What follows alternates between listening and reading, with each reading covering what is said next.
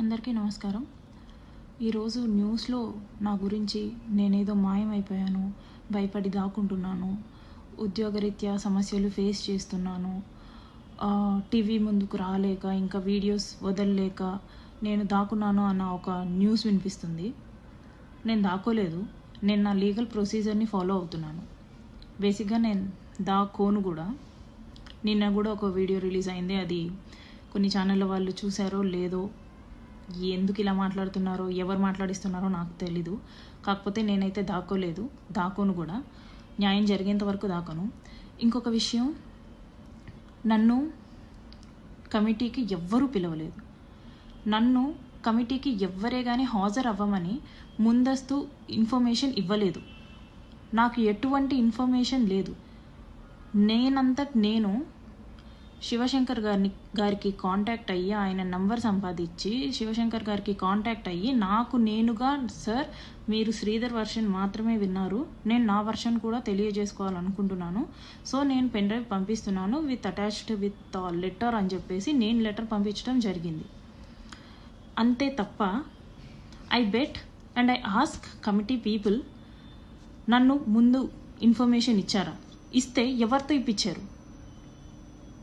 శ్రీధర్కి ఇచ్చిన లెటర్ లాగా నాకేమైనా లెటర్ ఇచ్చారా? లేకపోతే మీ కమిటీ వాళ్ళతో కానీ, లేకపోతే మీ పార్టీ వాళ్ళతో కానీ ఎవరితో అయినా సరే నన్ను కాంటాక్ట్ చేయమని చెప్పారా అనేది నాకు మీరు చెప్పండి. న్యూస్లో వస్తున్నట్టు మేము వీణాని పిలిచాము కానీ వీణ హాజరు అవ్వలేదు అనేది తప్పుడు స్టేట్మెంట్, అవాస్తవాలు ఇవి. నేను దీన్ని అంగీకరించను. ఎందుకంటే నాకు ఎటువంటి ఇన్ఫర్మేషన్ లేకుండా మీరు నన్ను పిలిచారు అన్నదాన్ని నేను ఒప్పుకోను. And I'm dam willing to meet all of you. నేను మిమ్మల్ని కలిసి నా వర్షన్ చెప్పుకొని వాట్ ఈజ్ వాట్ అనేది చెప్పుకోవడానికి నేను రెడీగా ఉన్నాను.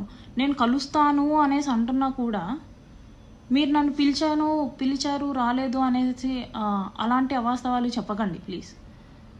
అండ్ నేను దాక్కోవట్లేదు. నేను స్టిల్ ప్రయత్నిస్తున్నాను పవన్ కళ్యాణ్ గారిని కలవడానికి, స్టిల్ ప్రయత్నిస్తున్నాను. మీరు చెప్పినట్టు, నేను చెప్పినట్టు, శ్రీధర్ చెప్పినట్టు ఇది మా వ్యక్తిగత సమస్య. కాకపోతే కొంతమంది రాజకీయ రాబందులు దీన్ని పాలిటిక్స్ చేస్తున్నారు. అధికారం ఉంది కదా అని చెప్పేసి వాళ్ళు కంప్లీట్ అధికారం చూపిస్తున్నారు.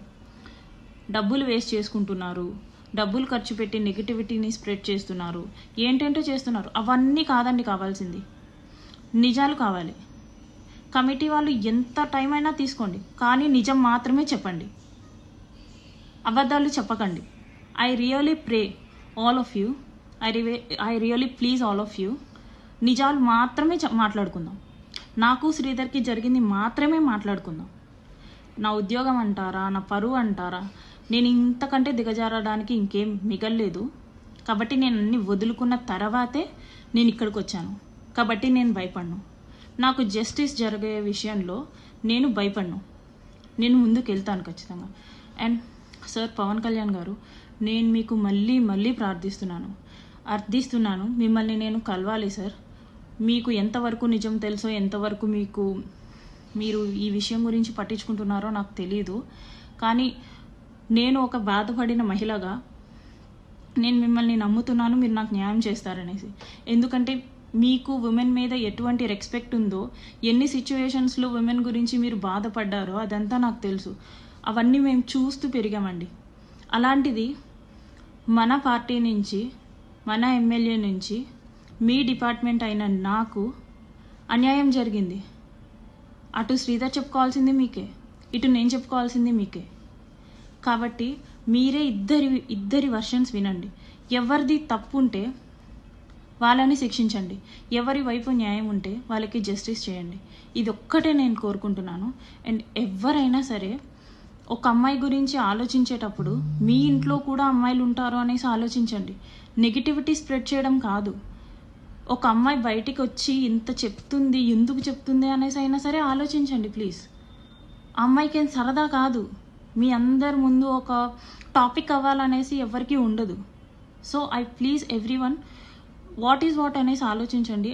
And I request committee members, రిపోర్ట్ని అయితే జెన్యూన్గా ఇవ్వండి. ఐ బెగ్, జెన్యూన్గా ఇవ్వండి ప్లీజ్.